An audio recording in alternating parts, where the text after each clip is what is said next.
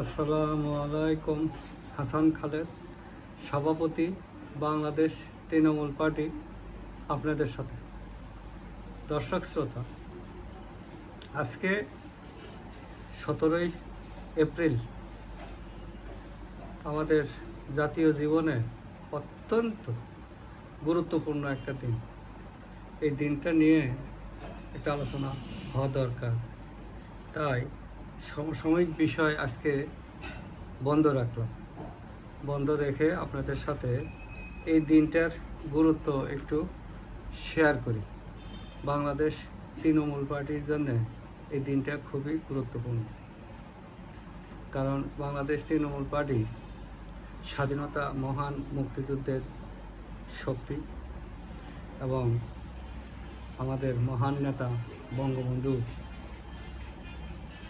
তার আদর্শ এই দলটা ধারণ করে এবং উনি আমাদের এই বাংলাদেশ তৃণমূল পার্টির আদর্শিক নেতা। 17ই এপ্রিলে 71 সালের এই দিনে বাংলাদেশের প্রথম সরকার শপথ বাক্য পাঠ করে দায়িত্ব বুঝে নেয়। এপ্রিলের 10 তারিখে সরকার গঠন করা হয়। তার কিছুদিন আগে 4 এবং 5 তারিখে তাজউদ্দিন আহমেদ, আমাদের আরেক মহান নেতা তাজউদ্দিন আহমেদ, ইন্ডিয়ার প্রধানমন্ত্রীর সাথে দিল্লিতে সাক্ষাৎ করেন। আমাদের এই পাকিস্তানি হানাদার বাহিনী যেভাবে আমাদেরকে আক্রান্ত করেছে, যেভাবে দমন পীড়ন করেছে, এই সমস্ত বিষয় তুলে ধরেন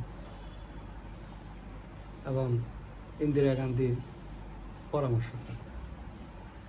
তখন ইন্দিরা গান্ধী তাজউদ্দিন আহমেদকে পরামর্শ দেন যে আপনারা যেহেতু স্বাধীনতা ঘোষণা হয়ে গেছে, শেখ মুজিবুর রহমান স্বাধীনতার ঘোষণা করে গেছেন, আপনারা একটা সরকার গঠন করেন। এই সরকার গঠন হলে সরকারকে ভারত সরকার সহযোগিতা করতে পারবে, কোনো ব্যক্তিকে তো সহযোগিতা করা সম্ভব না সরকারের পক্ষে। এই হলো 4 তারিখের আলোচনা। 4 তারিখে আলোচনা আরও কয়েকটা বিষয় নিয়ে আলোচনা হয়েছে, টুকিটাকি বিষয়। বঙ্গবন্ধুর খোঁজখবর নিয়েছেন, তাজউদ্দিন আহমেদ তার অবস্থান তুলে ধরছেন। 5 তারিখে আবার বৈঠক হয়। 5 তারিখের বৈঠকে আরও বিস্তারিত আলোচনা হয় এবং ইন্দিরা গান্ধী তাজউদ্দিন আহমেদকে আশ্বস্ত করেন ভারতের মাটি ভূমি ব্যবহার করে সরকার গঠন হলে ওই সরকার ভারতের ভূমি ব্যবহার করে কার্যক্রম পরিচালনা করতে পারবে। সেদিনই মোটামুটি একটা নিশ্চিত হওয়া গেছে যে যুদ্ধে ভারত আমাদেরকে সহযোগিতা করবে এবং আশ্বস্ত হওয়া গেছে ভারত যদি সহযোগিতা করে আমরা শত্রু মুক্ত করে ফেলতে পারব এবং দ্রুতই সরকার গঠন করার তাগিদ দেন। তারই ধারাবাহিকতায় তাজউদ্দিন সাহেব 10 তারিখেই সরকার গঠন করে ফেলেন। মহান নেতা তাজউদ্দিন 10 তারিখেই সরকার গঠন করে ফেলেন।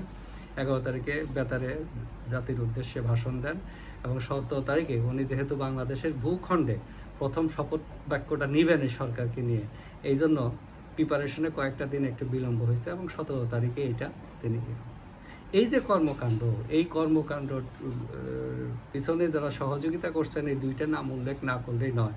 একটা হলেন ব্যারিস্টার আমিরুল ইসলাম, আরেকটা হলো আমাদের প্রখ্যাত অর্থনীতিবিদ রেহমান সোবহান। তাদের সহযোগিতা তাজউদ্দিন আহমেদকে দ্রুত সিদ্ধান্ত নিতে এবং তড়িৎ কাজগুলো করতে সহায়তা করেছে। তো আমাদের জাতীয় জীবনে আজকে একটা খুব আনন্দের দিন, খুব খুশির দিন। আমরা 71 সালে এই দিনেই বুঝে গেছিলাম যে আমরা স্বাধীন হচ্ছি, ভারত আমাদেরকে সহযোগিতা করতেছে। কিন্তু দুঃখের বিষয় আজকে বাংলাদেশে এই বিষয় নিয়ে কোনো আলোচনা নাই। কারণ কি, টোটাল সরকারটাই স্বাধীনতা বিরোধী। বাংলাদেশে এখন যে দল মসনদে আছে তারা টোটালি স্বাধীনতা বিরোধী। তো স্বাধীনতা বিরোধীরা তো আর স্বাধীনতা পক্ষের জয়গান গাইবে না। তো এটাই এরা বলে বেড়ায় যে আওয়ামী লীগ মুক্তিযুদ্ধ করে নাই। আচ্ছা বলেন তো দেখি, শেখ মুজিবকে এমএনএ এবং আওয়ামী লীগের সভাপতি, সৈয়দ নজরুল ইসলামকে প্রেসিডিয়াম মেম্বার এবং এমএলএ 70-এর নির্বাচনে, তাজউদ্দিন আহমেদ আওয়ামী লীগের সাধারণ সম্পাদক, MLA, Mansur Ali presidium member MNA, Kamruzzaman presidium member MNA। বাকিটা কোথায় থাকলো? যে শপথ বাক্য পাঠ করাইছে ইউসুফ আলী উনি তো MCA। মান্নান সাহেব উনি সম্ভবত উনিও MCA কিংবা MNA, একটা আমি ঠিক কনফিউজ, বোধহয় MCA হবে এরকম। ওই যে একটা তো প্রাদেশিক পরিষদ ছিল, আরেকটা হলো আপনার জাতীয় পরিষদ, ওইটা MNA হলো জাতীয় পরিষদ। উসমানী সাহেব মুক্তিবাহিনীর প্রধান, উনিও MNA। তাহলে আওয়ামী লীগ নাই কেন? টোটাল সরকারটাই তো আওয়ামী লীগই তো যুদ্ধ করতেছে। এগুলো মিথ্যাচার করে।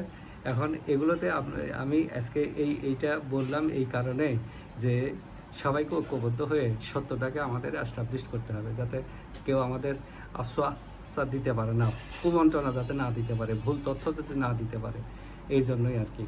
আসেন আমরা স্বাধীনতার পক্ষে যারা আছি, মুক্তিযুদ্ধের পক্ষের শক্তি যারা আছি, তারা আজকে দিনটার তাৎপর্য তুলে ধরে জনগণকে সঠিক ইতিহাসটা জ্ঞাত করি, যে এখানে কারা সত্যিকার অর্থে কাদের কথায় যুদ্ধ হয়েছিল, কারা যুদ্ধে নেতৃত্ব দিয়েছে, কারা যুদ্ধে ঘাম ঝরিয়েছে, এগুলো আমরা জনগণ জানেই। তারপরে নতুন প্রজন্মকে, যেহেতু এরা ইতিহাস বিকৃত করতেছে, নতুন প্রজন্মকে আমরা জানানোর চেষ্টা করি মুক্তিযুদ্ধ কাদের নেতৃত্বে হয়েছে, এটা স্পষ্ট।